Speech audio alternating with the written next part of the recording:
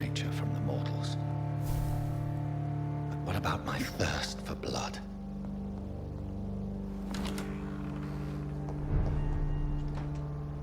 Yes, Nurse Crane? How can I help you? I'm so sorry. I know Dr. Swansea wanted you to rest, but we have somewhat of a crisis. A crisis, you say? Our supply of antiseptics is nearly depleted. I was hoping there was another box up here, but...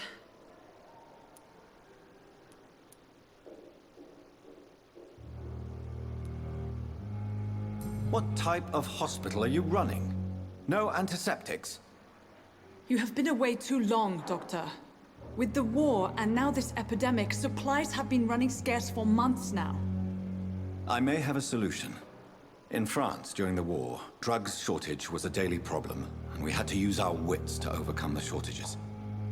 However do you mean? If combined correctly, certain household chemical products can be used in a pinch instead. Now, where's the hospital storeroom? The storeroom? Fat chance. This is the Pembroke, and space is luxury we don't have. Everything used to be stored in the old morgue. Perhaps I should look there first. Where is this morgue? It's the large building behind the hospital. You'll need to go in the back door because it's been sealed off for sanitary reasons. Take this key. It opens a small back entrance at the end of a narrow street. The abandoned morgue behind the hospital. A small door at the end of a narrow street. On my way then. Thank you, nurse.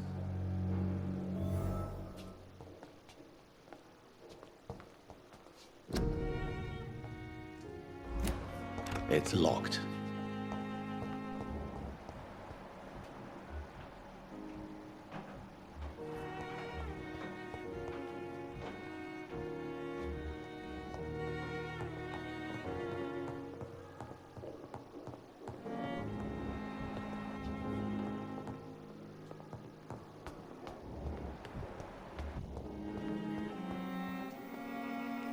Good evening, miss.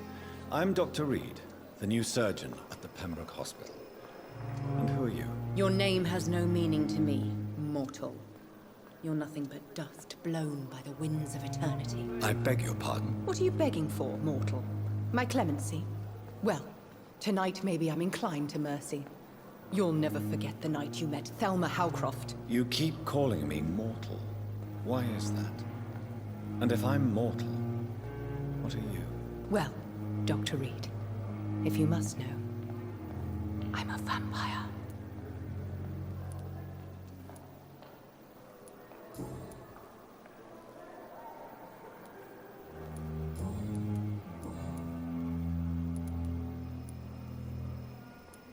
And why do you believe you're a vampire? I don't need to believe anything. It is what I am. It is what I feel within this hollow shell of flesh. Please, describe to me how you feel. What is it like to be a vampire? I can hear my body crumble from the inside as my flesh cracks and fades.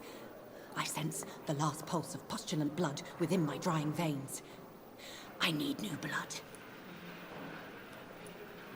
I see. Have you ever heard of Cotard's syndrome, Miss Howcroft? Never. It's a mental illness discovered by a French neurologist named Jules Cotard. The affected patients are delusional. They believe that they are putrefying, that they are dead, a ghost or a ghoul, or in your case, a vampire. Delusional, you say? Oh, sad and petty mortal. You can't even begin to understand the concept of immortality. And you think it is I who am delusional.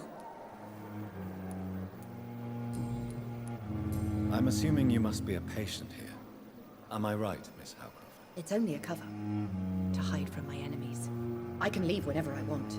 As a woman, a spirit, fog, or bat. Who are these enemies you mentioned? Can you describe them? I cannot say for sure. But I sense their eyes on me from nearby. I feel them watching me every time I visit the garden near the morgue.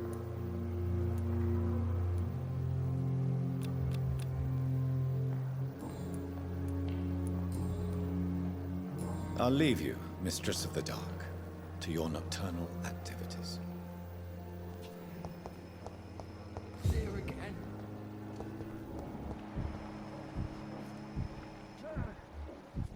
have wasted.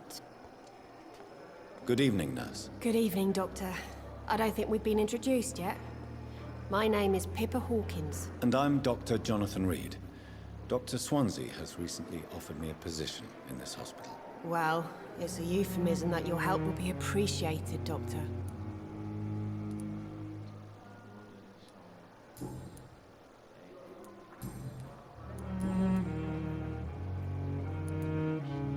How long have you been a nurse? Well, long enough to see that the epidemic is winning. And no matter how qualified you are, don't tell me you'll change that.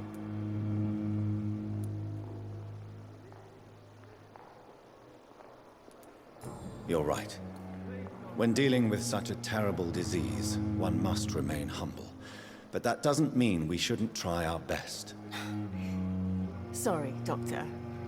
I don't want to sound bitter, but I'm just too tired to give a pep talk like Nurse Brannigan. How is the Pembroke staff coping with the epidemic? Well, not well. Milton, the ambulance driver, is even more grumpy than usual, especially concerning doctors.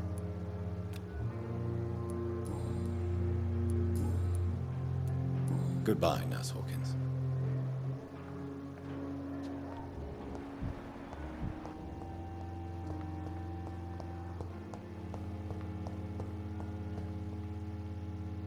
Good evening, Mr. Hampton. How do you feel? Dr. Reed, is it? Oh, sir, I must apologize for my behavior. What do you mean? I was not myself in the factory. Fear and exhaustion made me say awful things to you, I'm afraid. You remained perfectly nice and polite. A little delirious, perhaps.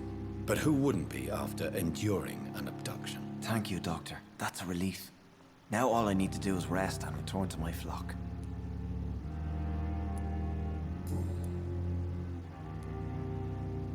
What do you do for a living, Mr. Hampton? I can't help but notice the cross around your neck. I manage a night asylum for the poor and homeless of the docks, and I try to guide the lost and hesitant on the right path to our Lord.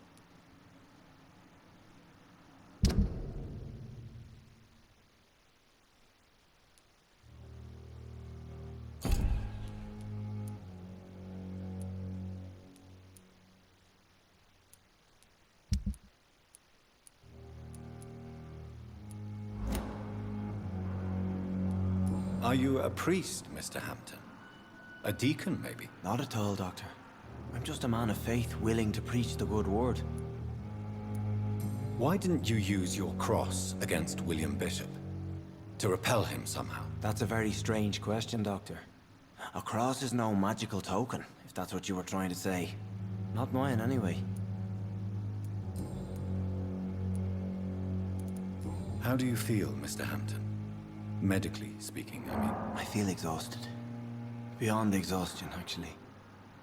William drank so much of my blood in his madness. I feel empty. You're in good hands here. Dr. Swansea is well versed in blood transfusion, and I'm sure he'll take the best care of you. Thank you, sir. I believe all I need is rest. And then I can go back to the people who need me. Goodbye, Mr. Hampton. We'll talk again later. Good evening, sir. Can I help you? Unless you're here to fix my face. No. I don't think you can help me. I'm Dr. Reed. I've recently taken the position of head surgeon here. War injuries, am I right? You guessed right, Doctor. German shell took my pretty little mug right off. But they still call me Thomas Elwood. Good evening, nurse. I'm Dr. Jonathan Reed, the new surgeon here at the Pembroke. Dr. Swansea has already told us about you, sir. I'm Nurse Gwyneth Brannigan. Welcome to the Pembroke Hospital. Did he really? It's a good thing I wasn't hoping to keep a low profile. All members of staff have already read about your new blood transfusion technique. Dr. Swansea made sure of that. I see. Well, I'm a little surprised, but I suppose I'll